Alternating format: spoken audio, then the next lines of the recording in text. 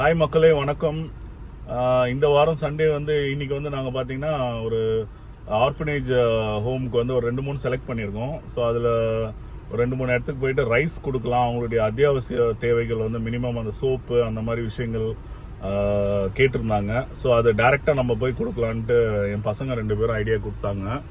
So இவர் இத்தேஷ், அவர் Santhosh. So போலாமா? போலாம். ஓகே. நன்மைகளும் கூடி போகும், கண்ணிமைக்கும் நேரம் போதும், எல்லாம் மாறுமே.